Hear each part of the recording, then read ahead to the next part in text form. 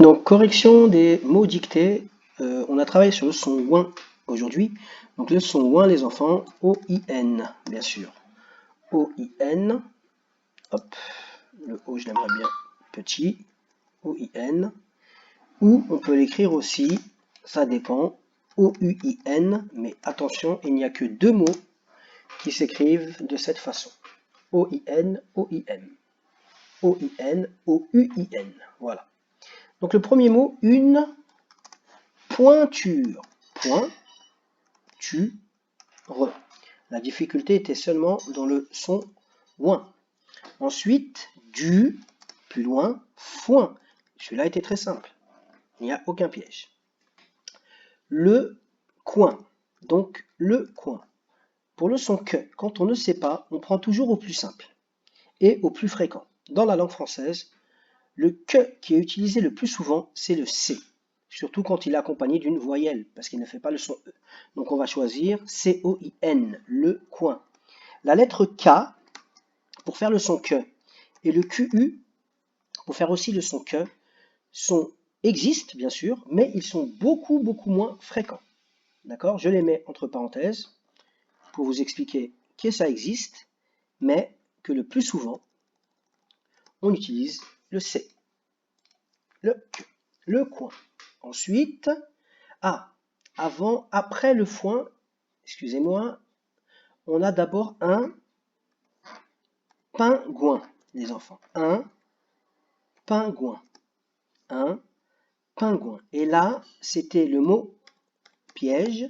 C'était celui qui faisait le son ouin en faisant O-U-I-N pour le mot pingouin. Un pingouin. Donc après un pingouin, c'était le coin. Et après le coin, il y avait un point. Mais je ne vous ai pas dit lequel. Donc il y avait deux possibilités, les enfants. Si on parle d'un point, le coup de poing, lorsqu'on resserre la main, c'est un point. Lorsqu'on parle de la main qui fait la forme d'un point, c'est P-O-I-N et ça se termine par la lettre G qu'on n'entend pas. Maintenant, si je veux un point, quand je dis vous finissez la lettre, votre phrase avec un point, il faut mettre un T. Donc il y avait deux bonnes réponses, soit un point avec un G ou un point avec un T. Après un point, on a le mot loin. Loin, L-O-I-N. Et celui-ci, il n'y a pas de piège. Après le mot loin, on a aussi un témoin. Un, tout le monde sait l'écrire, témoin. Le et, c'est pareil. Le et, dans la langue française, on peut faire le et, ER, quand ça termine le mot. Le et, EZ.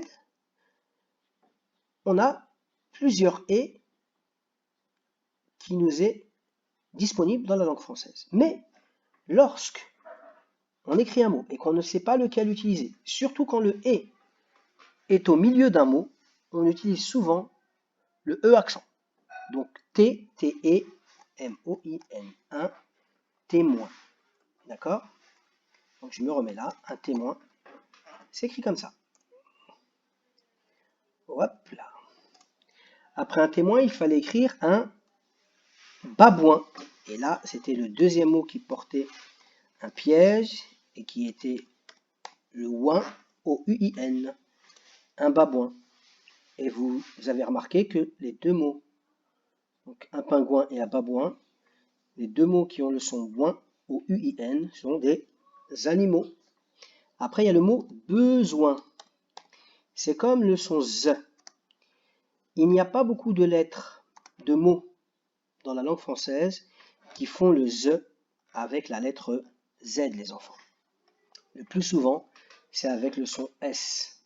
Surtout que là, il est compris entre deux voyelles, donc il fait bien le son z. Et enfin, on avait dit moins. Et je vous avais dit, faites attention, il y a une lettre qu'on n'entend pas, comme le mot. Je vous dis le mot dans à la fin, il se termine par un S. Donc moins se termine aussi par un S. Voilà pour la correction de la dictée. Donc maintenant, vous pouvez compter le nombre de mots justes et vous mettez une note sur 10.